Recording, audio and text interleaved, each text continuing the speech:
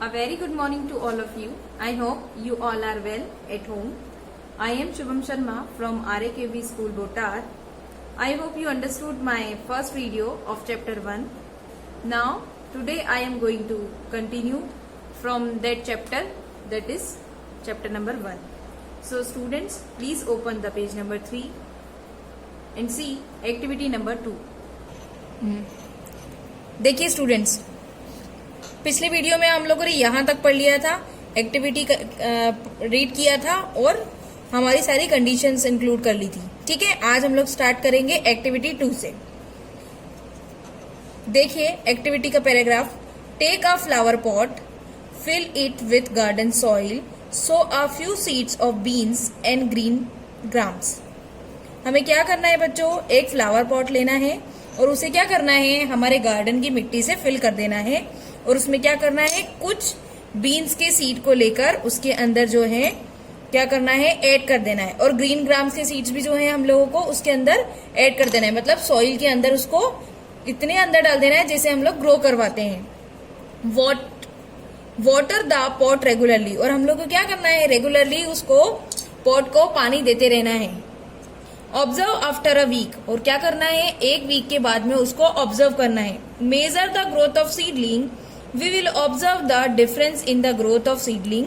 Y, अब हम क्या करेंगे, जो ग्रोथ हो रही है उसको हम मेजर करते रहेंगे। उस ग्रोथ को हम लोग क्या बोलेंगे बच्चों, सीडलिंग्स को। हमने पिछली क्लास में देखा था सीडलिंग किसको बोलते हैं।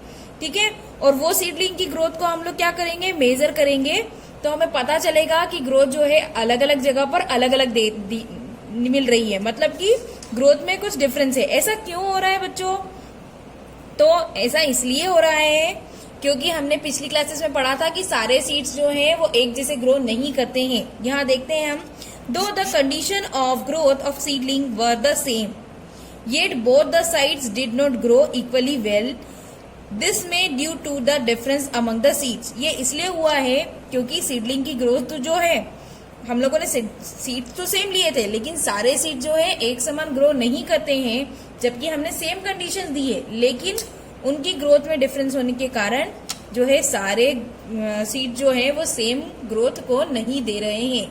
ठीक है बच्चों, इस एक्टिविटी को आप अपने घर पर भी परफॉर्म करके देख सकते हो। Now see the page number 4। The farmer make use of this knowledge.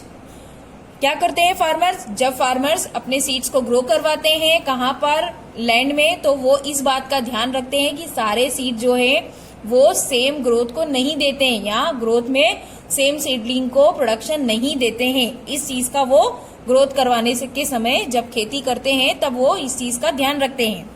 Seeds of some crops like wheat, jowar, peas, corn are sown directly in the field. कुछ सीड के जो सीड होते हैं प्लांट्स के, जैसे कि व्हीट के मतलब गेहूं के, ज्वार के, मटर के, ठीक है, और भुट्टे के, ये सारे क्या होता है, इनको डायरेक्टली ही फील्ड में बोया जाता है। But the seeds of crops like paddy, brinjal are grown in special nursery beds before these are transplant in the field. पर कुछ क्रॉप्स ऐसे भी हैं जैसे पैडी, ब्रिंजल, ये सारे, इन लोगों को क्या करना है, हमें पहले उनको स्पेशली नर्सरी में ग्रो करवाए जाते हैं उनके बीज को, और फिर बाद में जब वो थोड़े से बड़े हो जाते हैं तो फिर उन्हें क्या करना पड़ता है, प्लांट करना पड़ता है, ट्रांसप्लांट करना पड़ता है। मतलब कि उन्हें एक जगह पे थोड़ा सा उगाया जाता है, उसके बाद जब वो थोड़े से बीड्स के फॉर्म में पूरे ग्रो हो जाते हैं उसके बाद उन्हें दूसरी जगह पे क्या करते हैं, हम उसे शिफ्ट कर देते हैं। इस चीज को क्या बोलते हैं हम, ट्रांसप्लांट करना। The process of taking out young plants or seedling from nursery beads and transferring them to a field is called transplantation। देखिए यहाँ पर यही बात की गई है कि जब हम छोटी छोटी ग्रोथ को, मतलब प्लांट जब थोड़ा सा ग्रो कर जाते हैं जिसको हम सीडलिंग बोलते हैं, उनको हम लोग उनकी नर्सरी के बीज से मतलब पहली जगह से दूसरी जगह में ट्रांसफर करते हैं, उनका प्लेस चेंज करते हैं, तो उस प्रोसेस को क्या बोलते हैं हम, ट्रांसप्लांटेशन। बच्चों ये चीज ध्यान रखनी है, टर्म ट्रांसप्लांटेशन। ठीक है, देखिए यहाँ पर आपको देख भी रहा होगा, ट्रांसप्लांटिंग प्रोवाइड फेवरेबल कंडीशन। कुछ फेवरेबल कंडीशंस के लिए जो है पहले बीड्स को नर्सरी में उगाया गया और उसके बाद में यहाँ पर ट्रांसप्लांट किया गया है।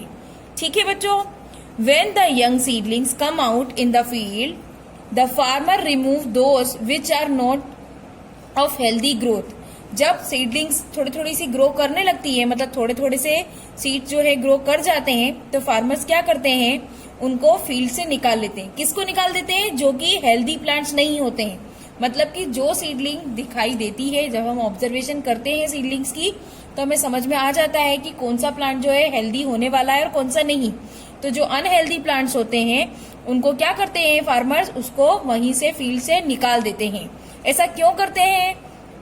In this way, the remaining seedlings get sufficient nutrition and other favorable condition for healthy growth of the plants। और ऐसा क्यों कर रहे हैं कि जो हेल्दी प्लांट्स नहीं है या हेल्दी सीडलिंग्स नहीं है उनको रिमूव करते हैं? क्योंकि वो क्या करेंगे, फालतू में वेस्ट, हमारा न्यूट्रिशन वेस्ट करेंगे।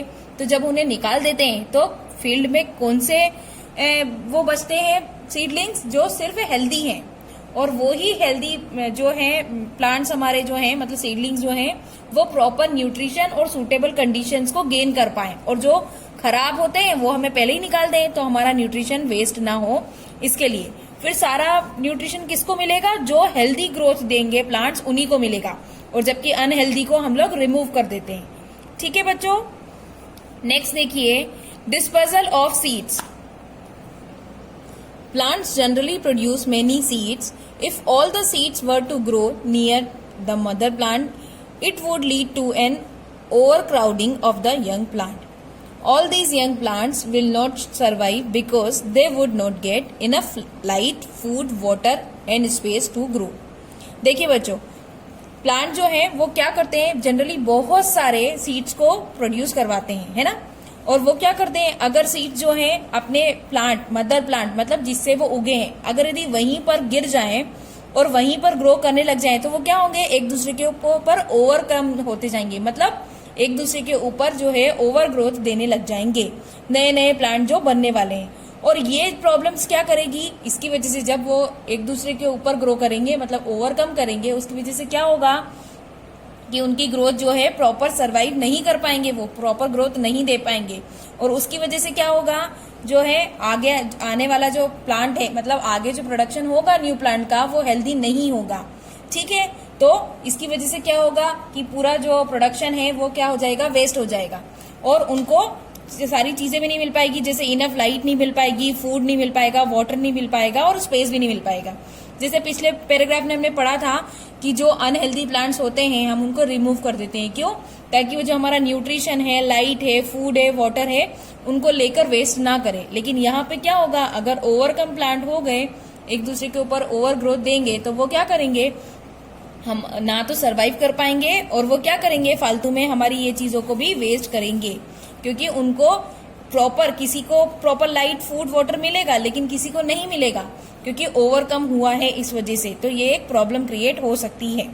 Many of these plant will die. और इसकी वजह से क्या होगा, जब उन्हें खाना, पानी, लाइट नहीं मिलेगा तो प्लांट्स क्या हो जाएंगे, मर जाएंगे, किल हो जाएंगे। To overcome this problem nature has provide some agents to scatter these seeds. और इस प्रॉब्लम को ओवरकम करने के लिए, मतलब सॉल्व करने के लिए, नेचर ने खुद ही कुछ एजेंट्स को प्रोवाइड किया हुआ है। मतलब कुछ ऐसे तरीके हैं जिसकी वजह से इस प्रॉब्लम को हम सॉल्व कर सकते हैं, ताकि प्लांट जो है वो एक दूसरे के ऊपर ग्रो ना करे और ओवरकम की प्रॉब्लम ना हो। This process of scattering of seeds away from the mother plant is called dispersal. और यही प्रोसेस, कौन सी प्रोसेस, जिसमें कि प्लांट्स अपने मदर प्लांट के पास ही ग्रो नहीं होकर दूर दूर बिखर कर ग्रो करते हैं, उसको, उस प्रोसेस को क्या बोलते हैं, डिस्पर्सल।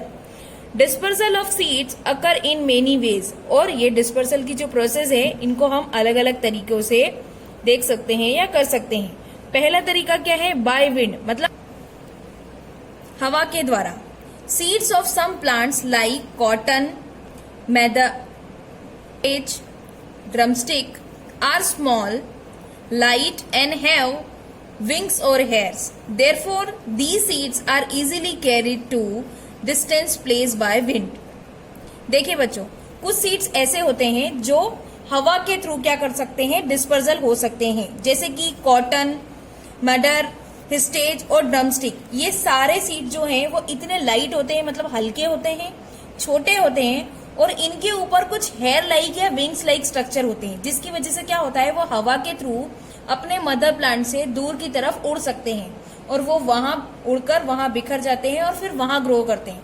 तो इसकी वजह से ओवरकम की प्रॉब्लम नहीं होती है। देखिए यहाँ पे डायग्राम्स में देके रखा हुआ है कुछ सीड जो डिस्पर्स हुए हैं विंड के कारण, हवा के कारण, जैसे कॉटन प्लांट दिख रहे हैं आप यहाँ, ठीक है, यहाँ हिस्टेज सीड दिख रहे हैं और यहाँ मदर सीड दिख रहे हैं, ठीक है। ये सारे सीड जो हैं वो हवा के थ्रू डिस्पर्स हो जाते हैं, मतलब अपने मदर प्लांट से दूर हो जाते हैं।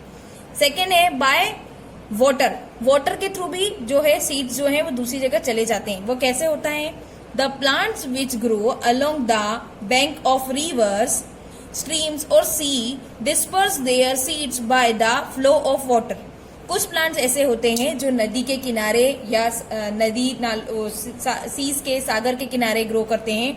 तो वो क्या करते हैं, पानी के बहाव की वजह से वो क्या करते हैं, वो फ्लोट हो जाते हैं, मतलब उनके ऊपर तैरते हुए जो है वो अपने मदर प्लांट से दूर डिस्पर्स हो जाते हैं।